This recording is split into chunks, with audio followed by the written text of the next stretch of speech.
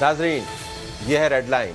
आज पाकिस्तान तहरीक इंसाफ फिर तिलमिलाई, उनकी क़यादत के अहम अरकान को गिरफ्तार किया गया। मुल्तान के अंदर ये गिरफ्तारियाँ अमल में आईं, वहाँ पर हंगामा हुआ। कागजात नामजदगी जमा करवाने पर अगर हंगामे हो रहे हैं और क़यादत के अहम मेंबरान गिरफ्तार हो रहे हैं, फिर आप अंदाज़ा लगा सकते हैं कि इलेक्शन के दिनों में क्या होगा। बहरहाल तहरीक इंसाफ का मानना ये है कि उनके साथ ज़्यादती हो रही है और फवाद चौधरी ने तो ये भी दावा कर दिया है कि अब जेल भरो तहरीक का बाकायदा आगाज़ हो गया है, क्योंकि आमिर डोगर साहब और उनके साथी जो हैं उनको पुलिस ने गिरफ्तार किया। नून लीग के अंदर भी मामलात कुछ अच्छे नहीं हैं। मेहताब अब्बासी साहब ने आज धमाका किया और कल मरियम नवाज़ ने चूँकि हज़ारा के इलाके में जाना है, तो मेहताब अब्बासी साहब ने आज एक खिताब के अंदर ये फरमा दिया कि मुस्लिम लीग के अंदर जितने मुतकब्बर लोग बैठे हैं, इससे ज़्यादा लोग कहीं और नहीं बैठे हुए। तो एक किस्म का अंदर से आपको इंतशार भी नज़र आता है। तो देखते हैं कि मरियम नवाज़ जब वहाँ पर कल जाएंगी तो वहाँ पर माहौल क्या होगा। लेकिन जो बड़ा मामला हम आपके सामने टेकअप करना चाहते हैं वो है टिरियन वाइट का केस कल लार्जर बेंच के सामने होगा। बहुत बड़ी खबर है। इस केस को जो लोग फॉलो कर रहे हैं हमारे पास स्टूडियोज़ में मौजूद हैं, उनका तारुफ मैं करवा दूं और आपको ये तारुफ करवाने से कि हमारे पास मेहताब अब्बासी साहब भी मौजूद होंगे। वो बताएंगे कि उन्होंने ये वक्त ही क्यों चुना ये धमाका करने के लिए मुस्लिम लीग के अंदर जो हालात ख़राब हो रहे हैं। मतीउल्लाह जान साहब, अब्दुल क़य्यूम सिद्दीकी साहब, साकिब बशीर साहब, तीनों का बहुत शुक्रिया आपने हमें ज्वाइन किया। और मती मुझे प्रोग्राम शुरू करने से पहले कह रहे थे कि आपने यहाँ पर भी लार्जर बेंच बना दिया। मैंने कहा कि इशू बड़ा अहम है तो मुझे लार्जर बेंच की मदद की ज़रूरत है कुछ जुडिशल मामलात के ऊपर। इमरान खान साहब ने, मैं इनका एक बयान देख रहा था, मेरी नज़र से गुजरा, जिसमें उन्होंने कहा कि अच्छा हुआ ये केस लार्जर बेंच के पास गया। मैं आपसे कल जानना चाहूँगा, अगर आप मुझे मुख्तसरन बता दें और व्यूअर्स को भी बता दें कि ये केस क्या है। But before we go there, in fact मुझे एक पैकेज चलाना है, so that we set the context. Tyrion white है कौन, ये केस सामने आया कैसे, ये पैकेज खुसूसी आपके लिए तैयार करवाया है उस मवाद को बुनियाद बनाते हुए जिसमें से चंद एक झलकियां आपको एपी की डी क्लासिफाइड विजुअल्स की सूरत में भी नजर आएंगी। तो लेट्स प्ले दैट जी। देखना ही है कि अदालत क्या फैसला करती है starting tomorrow. So what will happen tomorrow, क्या होगा? कल बुनियादी तौर पे तो प्री एडमिशन नोटिस के ऊपर इमरान खान के वकील एडवोकेट सलमान अकरम राजा पेश होंगे और वो इस बात पे दलाइल देंगे कि आया ये दरख्वास्त जो एक शहरी की तरफ से आई है, मोहम्मद साजिद नामी इस्लामाबाद के शहरी, ये काबिल समात है भी या नहीं। और फिर 3 मुअज़्ज़ज़ जजेस जिनके बेंच की सरबराही चीफ जस्टिस आमिर फारूक कर रहे हैं, जस्टिस अरबाब मोहम्मद ताहिर हैं और जस्टिस मोहसिन अख्तर कियानी हैं, ये 3 मुअज़्ज़ज़ जजेस फिर ये तय करेंगे कि क्या ये दरख्वास्त समात के काबिल है भी या नहीं। और एडवोकेट सलमान राजा ने जो तहरीरी जवाब अभी तक जमा कराया है उसमें बहुत सारे एतराज़ात उठाए हैं। सबसे पहले तो ख़ुद चीफ जस्टिस आमिर फारूक पे कि ये पहले इस दरख्वास्त को सुन चुके हैं और इनकार कर चुके हैं, इस दरख्वास्त को सुनने से रिक्यूज़ कर चुके हैं, इसलिए वो दोबारा इसको ना सुने। और फिर दूसरा एतराज़ ये कि इमरान खान कोई अवामी ओहदा नहीं रखते, इसलिए ये नाअहली की दरख्वास्त उनके ख़िलाफ़ नहीं सुनी जा सकती।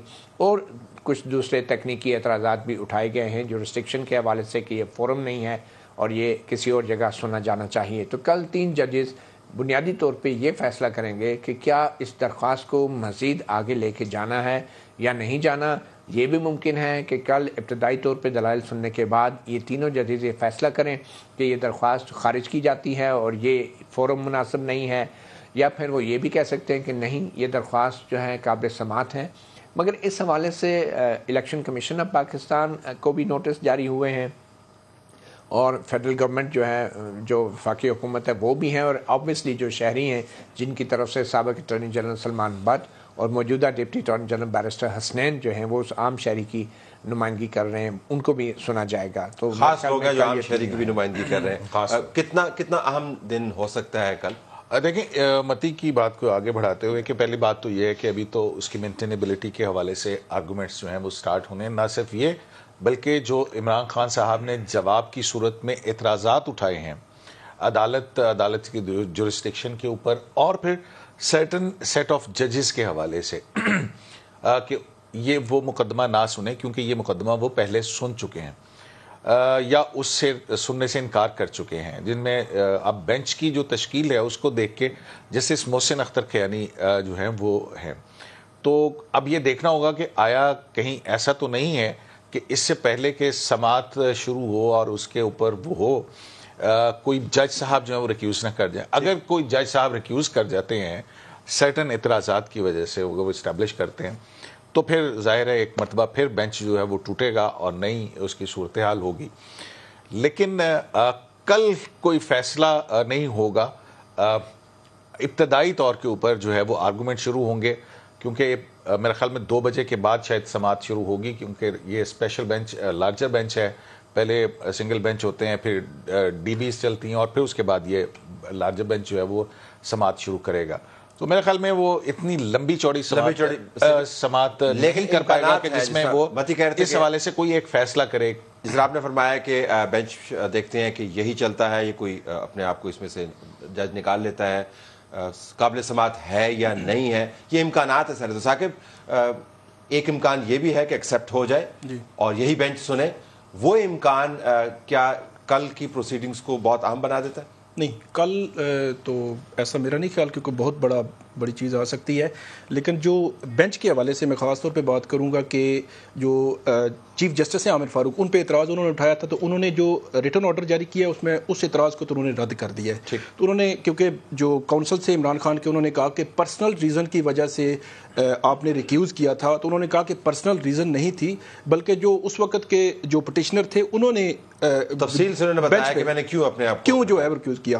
اب جو دوسرے بینچ کے ممبر ہیں محسن اختر کیانی، انہوں نے جو نامینیشن فارم جمع ہوئے تھے اس میں ایپلیٹ جج تھے ہائی کورٹ میں، انہوں نے وہ عمران خان کی جو پٹیشن تھی ریٹرننگ آفیسر کے فیصلے کے خلاف وہ سنی تھی. اب وہ بھی پاسٹ میں 2018 میں جو ایک نوٹیفیکیشن ہائی کورٹ کا آیا تھا وہ بھی ریکیوز کر چکے ہیں، اس لسٹ میں وہ بھی ہیں. تو یہ بھی بڑا امپورٹنٹ ہوگا کہ ایک کویسچن جو ہے وہ ان کے سامنے آیا تھا، انہوں نے ڈیسائیڈ کیا، اگرچہ اس کویسچن کے میرٹس پہ نہیں گئے لیکن عمران خان کی پٹیشن الاؤ کر دی تھی. تو 2018 میں کیا دوبارہ اسی کویسچن پہ وہ کل بینچ میں بیٹھیں گے یا کیا ہوتا ہے؟ یہ مطلب قبل آپ تینوں کی گفتگو سے لگتا ہے کہ کل بجائے طور پر ایک تکنیکی قسم کی انگیجمنٹ آپ کو نظر آتی ہے، اس سے آگے کی بات نہیں ہے. لیکن عمران خان کے لیے کل کا دن، میں ثاقب کا سوال آپ کے پاس لے کے آ رہا ہوں، کل کا دن کس وجہ سے اہم ثابت ہو سکتا ہے؟ امکانات کی ہم بات کریں، یہ بھی ہو سکتا ہے، وہ بھی، کیا کوئی ایسا معاملہ ہو سکتا ہے کہ ان کے لیے یہ ایشو واقعتاً کھل کے سامنے ہے، درد سر ان کا بڑھے؟ جی ہم درد سر بنے گا، کیونکہ پہلی بار 3 ہائی کورٹ کے ججز بیٹھ کے ٹیرین وائٹ کے کیس کو سننے جا رہے ہیں. پہلے کبھی ایسا نہیں ہوا پاکستان میں، اور یہ وہ معاملہ ہے جس کے اوپر عمران خان بطور وزیر اعظم یا بطور سابق وزیر اعظم اور اس سے پہلے بطور سیاستدان آج تک کوئی واضح جواب اس کا نہیں دیا. کل جب یہ پروسیڈنگ شروع ہوگی تو آبویسلی عمران خان کے وکلا دلائل دیں گے، کچھ وضاحتیں دیں گے، کچھ جواب دیں گے، اور وہ کھلی عدالت ہوگی، عوام کے سامنے ہوگا، سب کچھ میڈیا پہ چلے گا، اور پھر شہری کی طرف سے جو درخواست آئی ہے اس کے نکات بھی پڑھے جائیں گے اور ان کے نکات بھی سامنے آئیں گے. تو پہلی بار اسلام آباد ہائی کورٹ میں اس اعلیٰ سطح پر ایک ایسے کیس کی سماعت ہونے جا رہی ہے، چاہے وہ تکنیکی بنیادوں کی ہے کہ قابل سماعت ہے یا نہیں، کہ جس پہ پہلے کبھی بھی اتنی تفصیل کے ساتھ اور اتنے تکلف کے ساتھ جو ہے ٹیرین وائٹ کا کیس پاکستان کی کسی عدالت میں نہیں سنا گیا. اور ہمیں یہ نہیں بھولنا چاہیے کہ یہ کیس پہلے کیسز سے اس لیے مختلف ہے کہ اب کی بات جو دستاویزات سامنے آئی ہیں وہ امریکی عدالت اور امریکی اسٹیٹ ڈپارٹمنٹ کی طرف سے باقاعدہ اٹیسٹڈ ہیں اور مصدقہ ہیں، اور یہ تمام نقول پہلے کیسز میں دستیاب نہیں تھی جن کو اب خصوصی طور پہ حاصل کیا گیا ہے. اب یہ حاصل کیسے کیا گیا ہے یہ بھی ایک دلچسپ کہانی ہے، کیونکہ جو ڈپٹی اٹارنی جنرل ہیں، جو حکومت کے ڈپٹی اٹارنی جنرل ہیں، اور ڈپٹی اٹارنی جنرلز کو پرائیویٹ پریکٹس کی اجازت ہوتی ہے، تو انہوں نے بطور ممبر نیو یارک بار، وہ خود بھی بیرسٹر ہیں، انہوں نے یہ ڈاکومنٹ حاصل کیے ہیں. تو پہلی بار اتنے مصدقہ ڈاکومنٹس، اور پھر جمائمہ کا جو ایفیڈیوٹ ہے آپ کی رپورٹ میں کہا گیا ہے 2022 میں شاید ہوا ہے، وہ بنیادی طور پہ عمران خان اور جمائمہ نے 2004 میں ہی دونوں نے یہ ایفیڈیوٹ دیا تھا. پریزنٹ جو ہے وہ جو ڈاکومنٹ ہے اس کے حوالے سے ضرور عمران خان کو اور ان کے تو ایک تو یہ چیز اسٹیبلش ہوگی کہ پہلے عمران خان جس طرح وہ پیکج کے اندر بھی بتا رہے تھے کہ انہوں نے اس تمام معاملے کو ایک کیکون کے اندر رکھا ہوا تھا کہ یہ میرا ذاتی معاملہ ہے، میں اس کے اوپر بات کروں یا نہ کروں، یہ اخلاقیات سے گری ہوئی حرکت ہوگی، یہ مجھے نیچا دکھانے کی باتیں ہو رہی ہیں، اس کے اندر اور فیملی بھی انوالو ہے، جمائمہ انوالو ہے، انہوں نے تمام اس کے گرد ایک بنت کی ہوئی تھی، تو وہ بنت تو گئی ٹوٹ.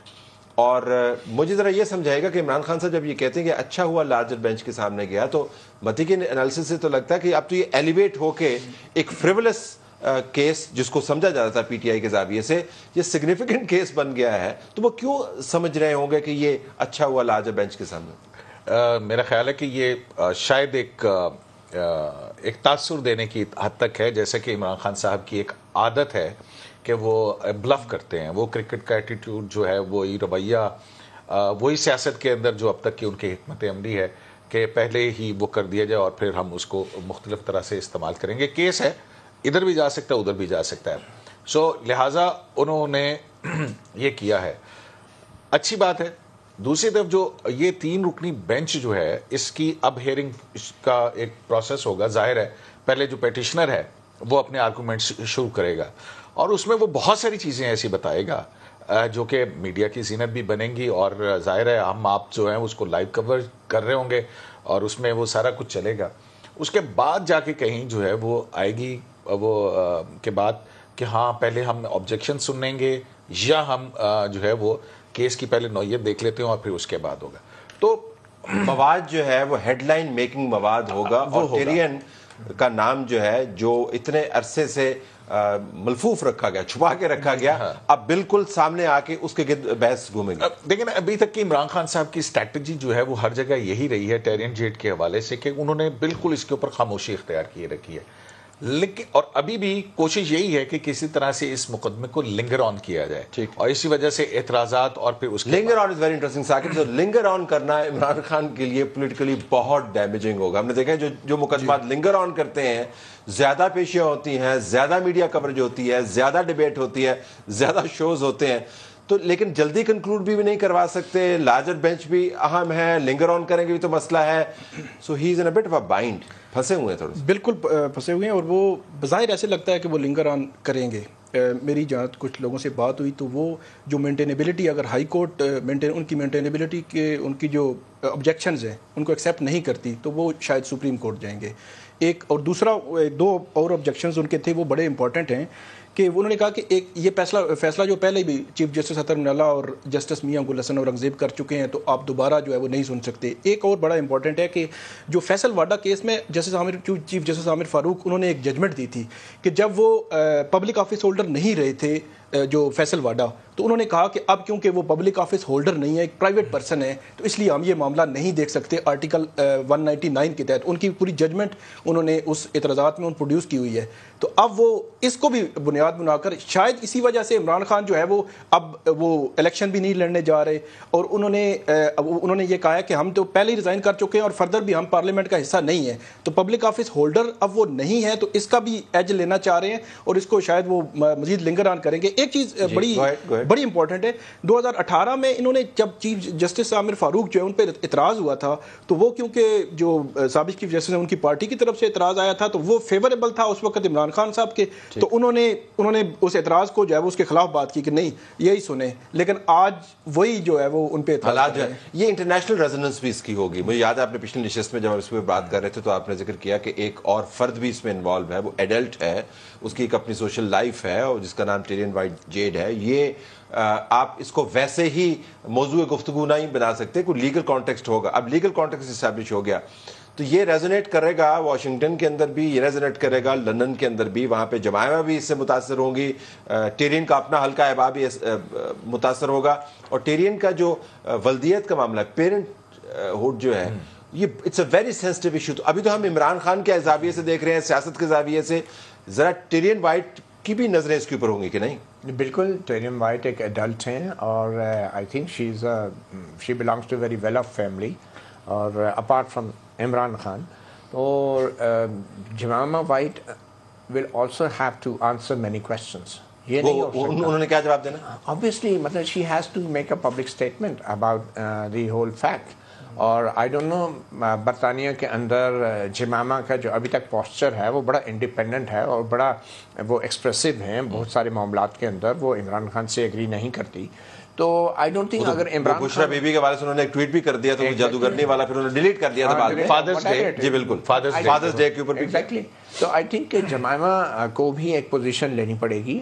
خود ٹیرین وائٹ کو بھی ہو سکتا ہے if there is, unless there is an agreement between Jemima اور ٹیرین اور عمران خان کہ اس حوالے سے وہ کسی کو کوئی بات نہیں کریں گی, اگر یہ ایسا کوئی ایگریمنٹ نہیں ہے تو پھر ٹیرین وائٹ کو بھی کچھ نہ. لیکن اگر ایسا ایگریمنٹ ہے تو کیا وہ اس کیس کے اوپر اثر انداز ہو سکتا ہے, یا یہ کیس کی پروسیڈنگز اس ایگریمنٹ کو انڈرمائن کر سکتی ہیں اگر کوئی انڈرسٹینڈنگ ہے؟ میرے خیال میں انڈرمائن عمران خان زیادہ ہوں گے. انہوں نے صرف یہ جواب نہیں دینا کہ وہ عوامی عہدہ رکھتے ہیں یا نہیں, وہ عوامی عہدیدار ہیں یا نہیں. انہوں نے یہ جواب دینا ہے کہ وہ بیٹی کے ایک باپ ہیں یا نہیں. اور یہ ایک الٹیمیٹ کویسچن ہے جس کا جواب چاہے وہ ابھی مینٹینیبلٹی کی سٹیج پہ دینا چاہیں یا بعد میں دینا چاہیں, مگر الٹیمیٹلی ان کو یہ جواب ضرور دینا ہوگا, چاہے وہ قانون کی عدالت ہو چاہے وہ عوام کی. یور ٹیک آن دس؟ بالکل قانون کی تو ظاہر ہے کہ وہ ہو سکتی ہے, لیکن جو عوام کی عدالت ہے, دیکھیں بات یہ ہے کہ جب میں ٹیکنیکلٹیز کے پیچھے چھپتا ہوں تو اس کا مطلب کچھ اور ہے کہ ہاں کہ دال میں کچھ کالا ہے. تو اس کے بعد وہ جو بننے والا پرسیپشن ہے کہ میرٹس, یہ مقدمہ اس طرح سے ختم ہو سکتا ہے. عمران خان صاحب آئیں اور آ کر کے جو بھی واضح بات ہے وہ کر دیں, جو بھی حقائق ہے. جو کیا ہو سکتی ہے پیرنٹ ہوڈ کے حوالے سے لیکن نہیں ہے بیٹی, کوئی تعلق نہیں ہے, تو پھر وہ جو ہے وہ ان کے لیے مسائل پیدا ہوں گے نا. پھر مسائل پیدا ہوں گے وہ جو ایفیڈیوٹس داخل کیے ہوئے انہوں نے, جو عمران خان صاحب نے کیا, پھر اس کے بعد جمائمہ نے کیا پیرنٹ ہوڈ کے حوالے سے. تو یہاں پہ عمران خان صاحب کی اگر کیس کے میرٹس تک بات پہنچتی ہے, اور جیسے یہ کہہ رہے تھے نا کہ مینٹینیبلٹی پہ آرڈر لے کے تو وہ سپریم کورٹ جا سکتے ہیں, تو عدالتوں کا جو طریقہ کار ہوتا ہے یا عدالتی کارروائی کا, وہ یہ بھی ہوتا ہے کہ وہ مینٹینیبلٹی اور میرٹس کو سننے کے بعد اکٹھا اس کا فیصلہ دے سکتی ہیں. تو اب یہ دیکھنا ہے کہ اگر یہ بینچ کل برقرار رہتا ہے تو پھر اگلی آنے والی 3-4 ہیئرنگز جو ہیں وہ بہت کیا کہتے ہیں ایکسپلوسو ہوں گی.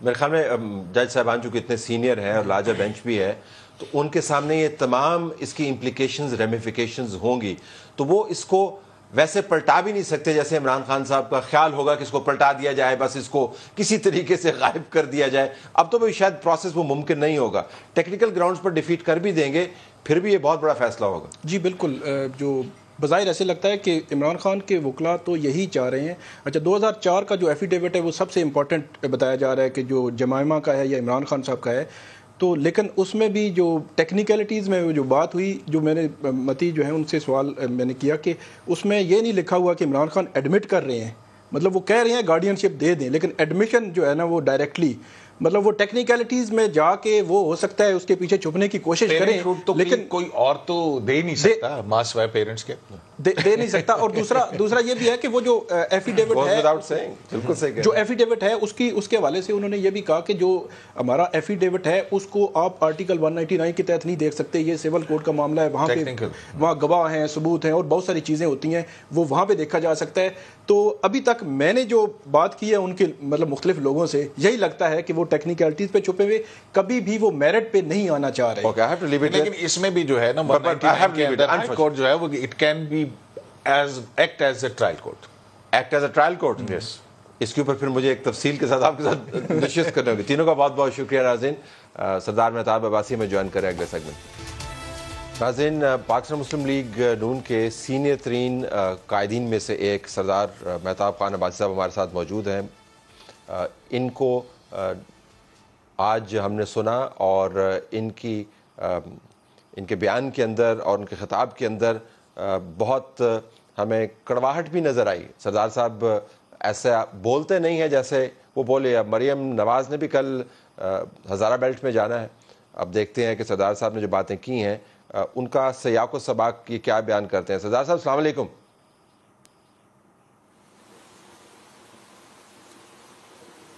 جی وعلیکم السلام. طلعت صاحب بہت شکریہ آپ کا. جی بہت شکریہ, آپ نے ہمیں جوائن کیا. یہ بتائیے گا کہ آپ نے مسلم لیگ کے اندر متکبر لوگوں کا ذکر کیا, تو میں آپ سے جاننا چاہوں گا کہ یہ متکبر لوگ کیا سارے کے سارے متکبر ہیں, چند لوگ ہیں, کوئی گروپ ہے, یہ کون لوگ ہیں جن کا آپ ذکر فرما رہے تھے؟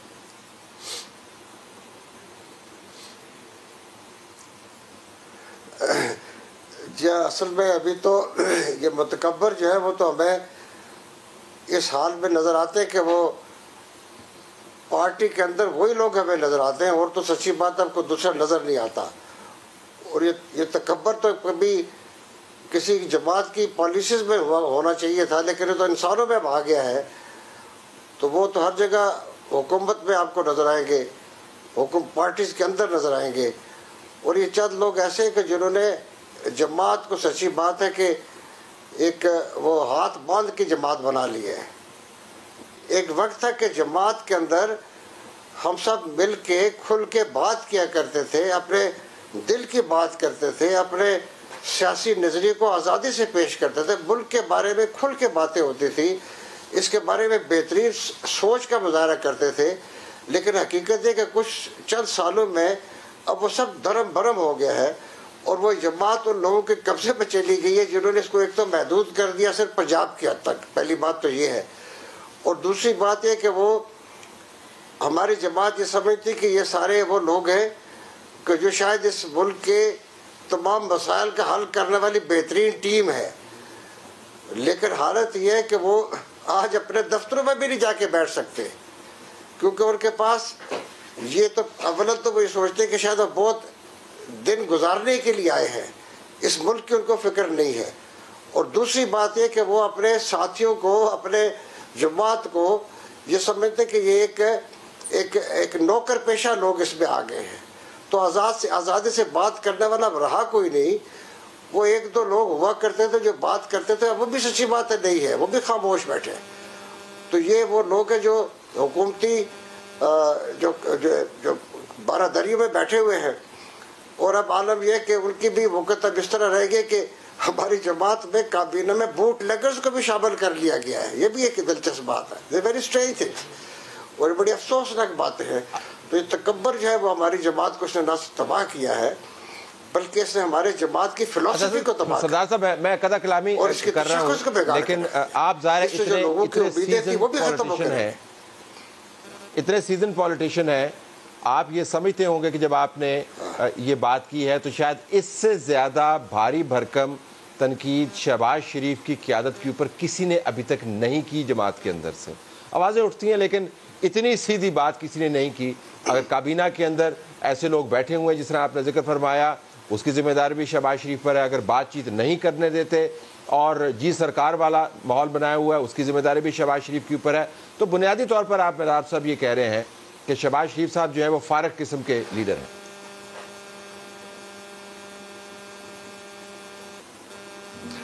دیکھیے، میں اپنے الفاظ کے چناؤ تو اس لیے کہ اس طرح نہیں کر سکتا جس طرح آپ کہہ رہے ہیں، لیکن میں ضرور کہوں گا کہ اس وقت ملک چلانے کی ذمہ داری جو انہوں نے اپنے کندھے پہ لی ہے اس کو اس طرح نبھانا جس طرح کہ اس کی اشد ضرورت تھی، وہ مجھے کہیں نظر نہیں آتی. اور دوسری بات یہ ہے کہ جو ہماری جماعت کا جو ایک بنیادی ایک سوچ اور فکر تھی، وہ صحیح بات یہ کہ میں اس کے اوپر بہت زیادہ بات اس لیے نہیں کرنا چاہتا کہ ہم سب جانتے ہیں کہ ہماری پولیٹیکل جو ہیریٹیج ہے پولیٹیکل پارٹیز کے پچھلے 30-35 سالوں میں، وہ بدقسمتی سے جو ہے وہ اسٹیبلشمنٹ کے گود سے نکل کے آتے ہیں. اللہ ماشاء اللہ ساری جماعتوں کا یہ عالم ہے. میں کسی جماعت پہ بات نہیں کرنا چاہتا کہ ہماری جماعت کا یہ کلچر ہے، بلکہ ساری جماعت ہے. اس میں کوئی جماعت ایسی نہیں ہے کہ جو GHQ سے ہو کے نہ آتی ہو.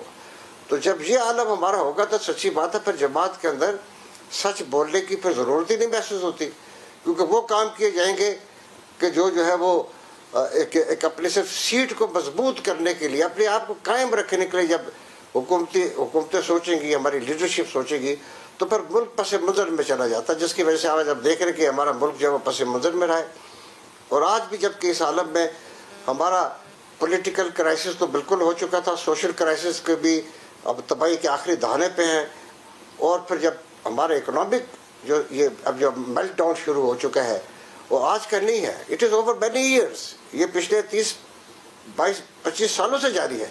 لیکن جو سب سے زیادہ اس کی ذمہ داری ہے پچھلے 20 سالوں میں کم از کم جو لوگ آئے ہیں، میں سمجھتا ہوں کہ ان کو یہ بات ان کے اوپر جائے گی کہ آج ہمیں صرف اتنا پتہ چل جائے کہ جو ہماری IMF کی آج ہمیں کنٹرول کر رہا ہے، جو آج ہمیں ڈکٹیٹ کر رہا ہے، کیا اس کے ذمہ دار IMF ہے؟ نہیں، اس کے ذمہ دار ہم خود ہیں. ہماری ہر سیاسی جماعت، ہماری ہر پولیٹیکل لیڈرشپ اس کے ذمہ دار ہے.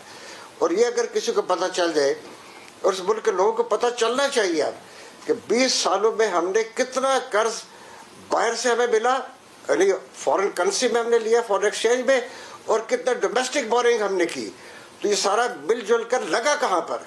یہ بات تو کم از کم اس ملک کے لوگوں کو پتہ چل جائے. کیونکہ اس ملک کے غریب آدمی جو آج 150 روپے اور 250 روپے میں آٹا خرید رہا ہے پر kg، kilo gram, 1 kilo gram اگر 150 روپے میں آٹا خرید رہا ہے، جو کل مجھے یقین سے نہیں ہوگا کہ وہ کل بھی اتنے میں ملے گا اس کو، تو یہ اس کا حق تو بنتا ہے کہ وہ پوچھے کہ بھئی یہ اربوں ڈالر گئے کہاں پر، یہ لگے کہاں پر، اور اس میں سے ملک کے اندر کہاں لگے، ملک سے باہر کتنا پیسہ گیا.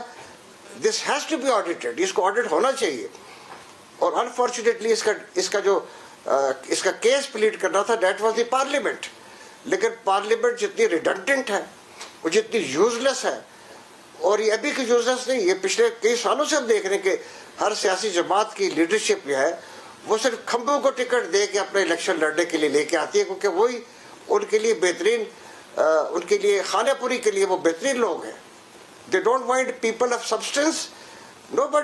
کسی کوئی سیاسی جماعت مین آف سبسٹنس کو نہیں مانگتی، مین آف ویژن کو نہیں مانگتی. اچھا سردار صاحب، اگر کلامی دوبارہ اگر میں آپ سے پوچھ پاؤں طاقت کے بارے میں مہتاب صاحب یہ کہتے ہیں کہ وہ طاقت اوپر سے نیچے آتی ہے، ذمہ داری کے بارے میں کہتے ہیں وہ نیچے سے اوپر جاتی ہے.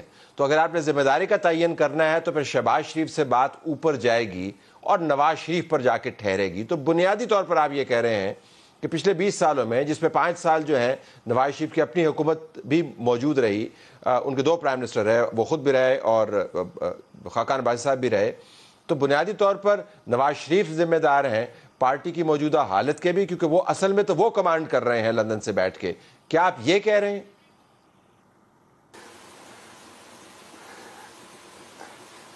دیکھیے، میں آپ کو پھر اپنی بات کو کرتا ہوں کہ میں نے کسی ایک جماعت، تو ہماری جماعت ہے جو آج حکمرانی میں لیڈ کر رہی ہے، اس سے پہلے بھی وہ رہ چکی ہے، لیکن میں صرف ایک جماعت کی بات بھی کر رہا ہوں، اس میں ہماری جماعت کی بھی ذمہ داری شامل ہے. اس سے پہلے جو دوسری گورنمنٹس ہیں وہ بھی ذمہ دار ہیں.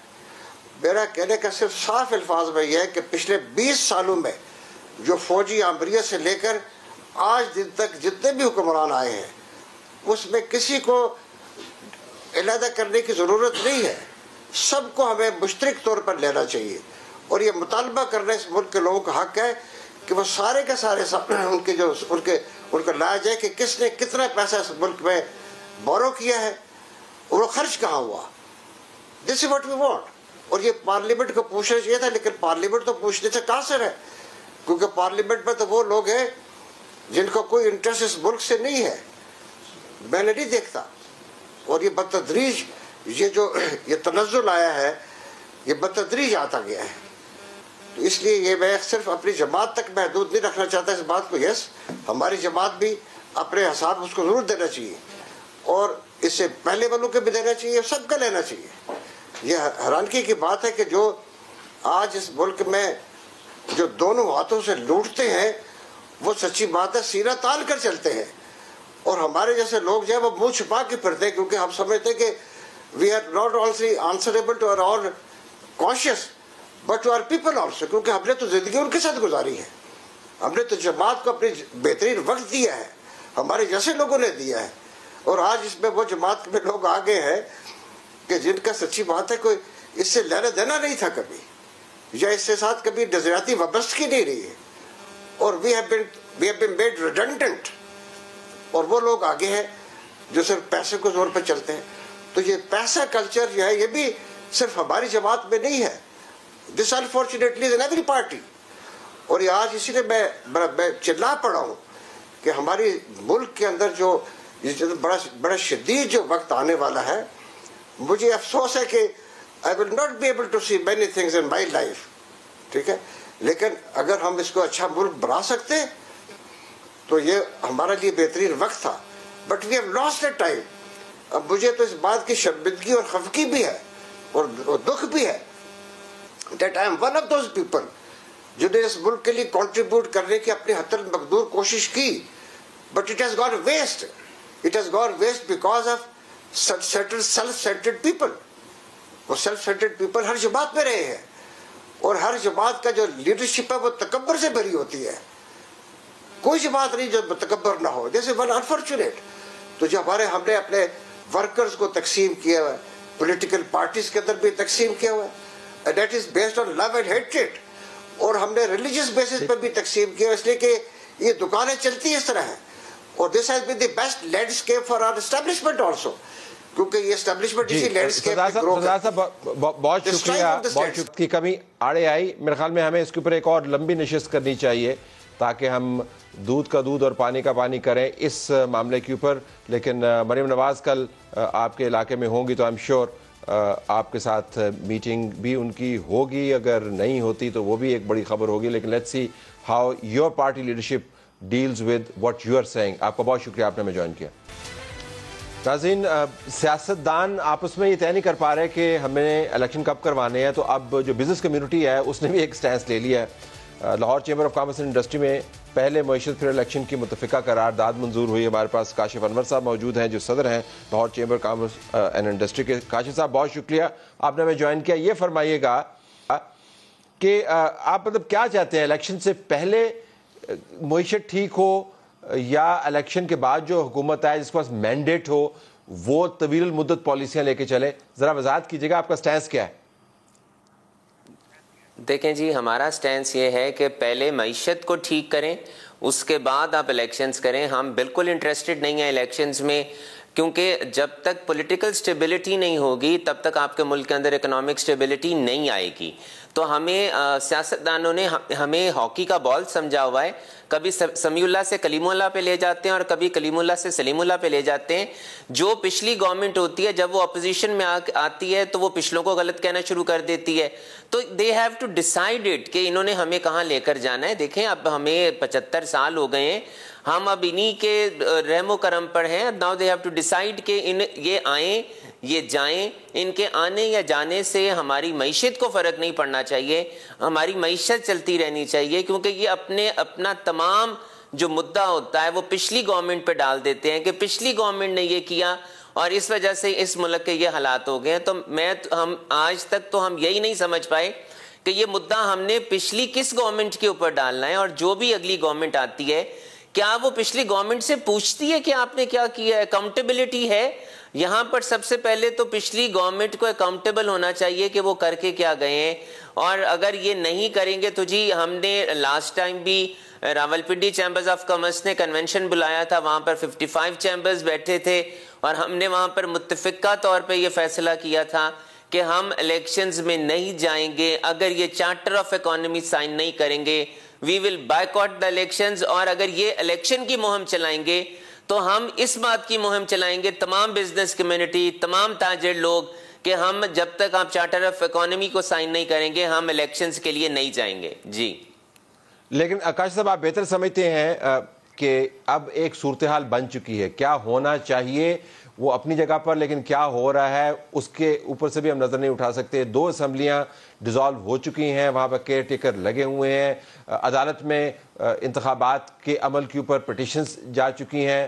اگر معیشت کو ٹھیک کرنا ہو تو ظاہر ہے اس میں وہ 4 مہینے میں تو ہوگی نہیں, اس کے اندر سال بھی لگ سکتے ہیں, 2 سال بھی لگ سکتے ہیں. لیکن الیکشن کی جو ڈیٹ ہے اگر موجودہ حکومت کی بات بھی مان لی جائے تو وہ بھی 6 مہینے کے اندر انتخابات کروانے ہیں. تو الیکشن سے آپ منہ نہیں موڑ سکتے, وہ تو ہونے ہی ہونے ہیں.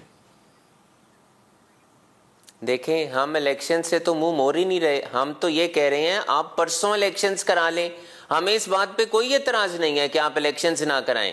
ہم یہ کہہ رہے ہیں کہ اگر آپ مساق جمہوریت کر سکتے ہیں تو مساق معیشت آپ کیوں نہیں کر سکتے؟ آپ لوگوں کو اب ہمارا سوچنا ہوگا, ہم اب اس طرح سے نہیں چل سکتے. ہم نے یہ بالکل نہیں کہا کہ ہم آپ کو الیکشنز نہیں کرنے دیں گے. ہم تو یہ کہہ رہے ہیں کہ پہلے آپ چارٹر آف اکانومی کو سائن کریں, آپ تمام پولیٹیکل پارٹیز ایک پیج کے اوپر بیٹھیں.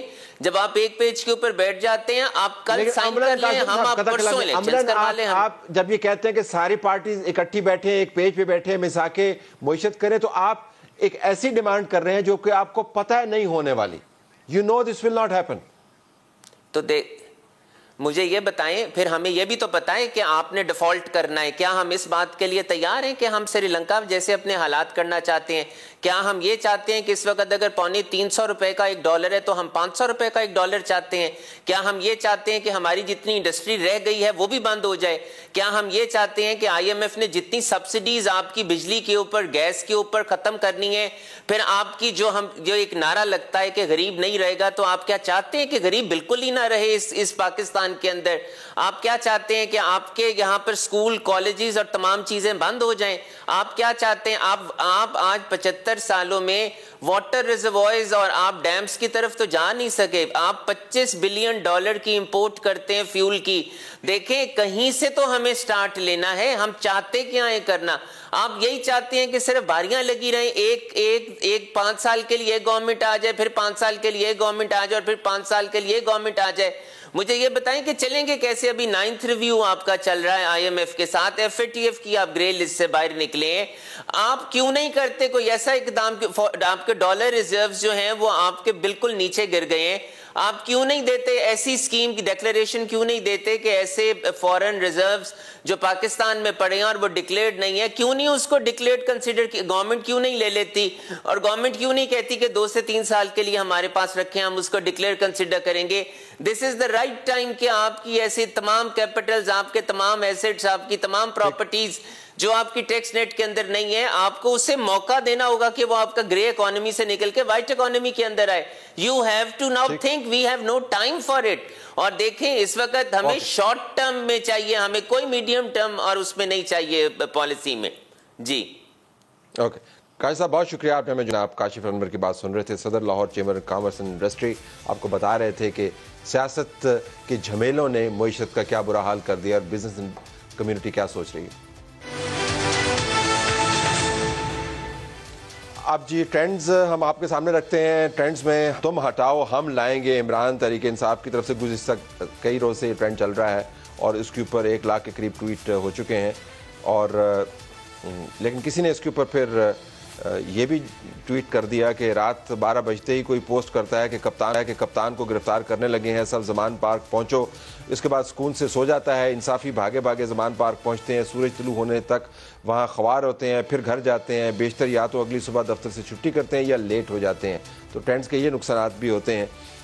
Special assistants to the prime minister کی لائن لگی ہوئی ہے اور وفاقی کابینہ میں 5 نئے معاونین ایک خصوصی کا انتظام اضافہ ہو گیا.